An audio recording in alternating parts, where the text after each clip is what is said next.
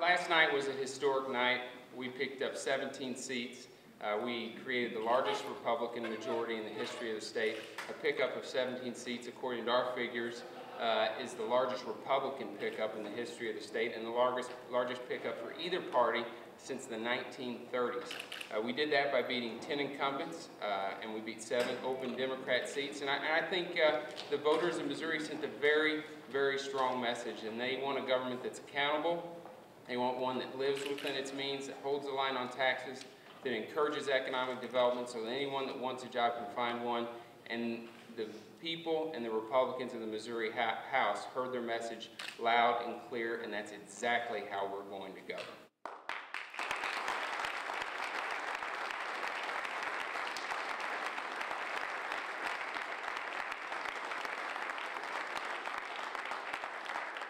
Before we take any questions, I do want to introduce to you our new leadership team that we're thrilled to have. Our Speaker Pro Tem is Shane Schuler.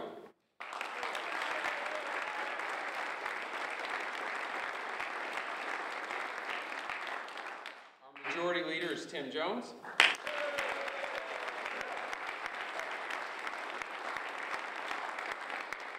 Assistant Floor Leader is Jeannie Riddle.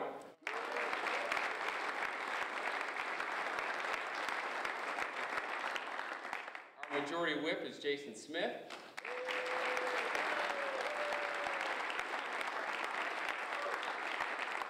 Caucus Chair is Shelley Keeney.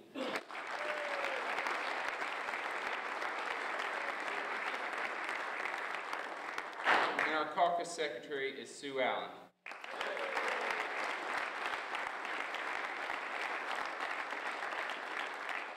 Although we're very, very excited on the election victory that we had last night, we understand that this state has some serious challenges facing us. We've got 9.5% unemployment. We've got a budget deficit that we are prepared to get to work and take care of. And so we are thrilled about the election result, and we'd be happy to answer any questions. Steve, you said that you thought that the voters spoke clearly, and you listened to some things that you think the voters want.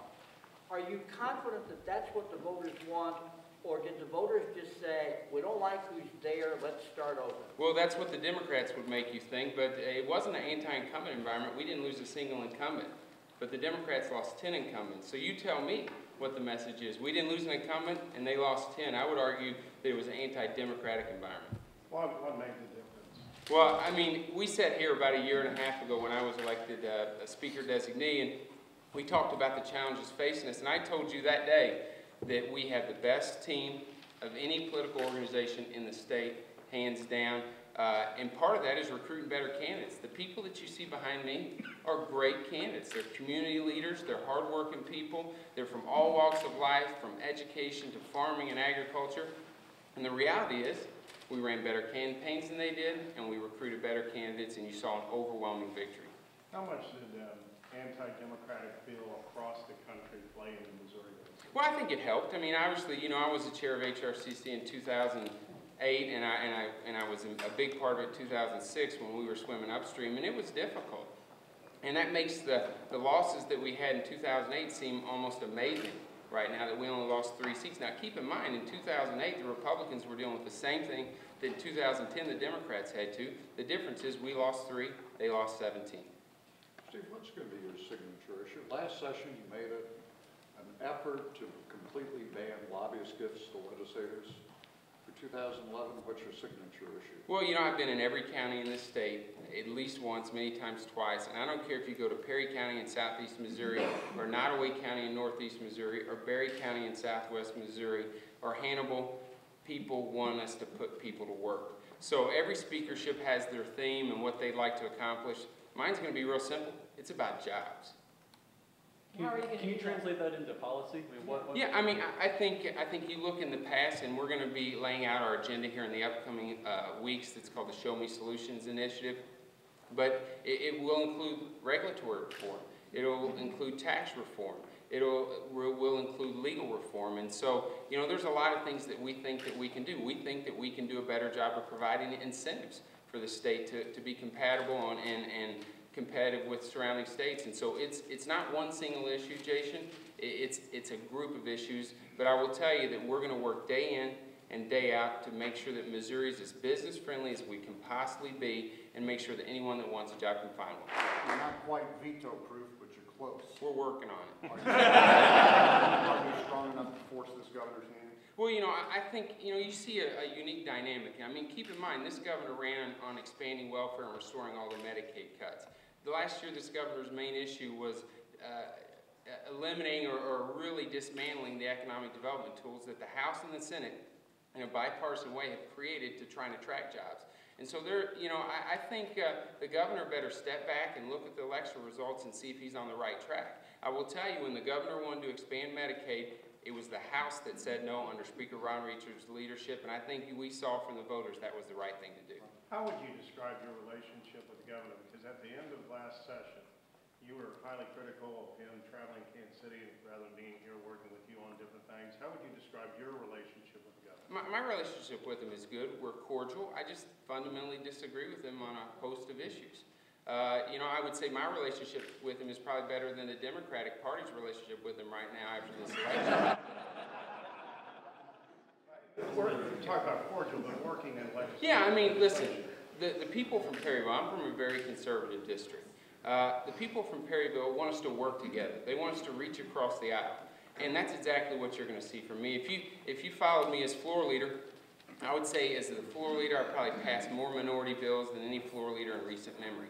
If you sit down and visit with the Democrats that I've worked with, if they had an issue that I could help them out with, I will. That's the kind of leadership I'd like to take as we move forward, because that's what our citizens deserve, and that's what they should demand. And you know what?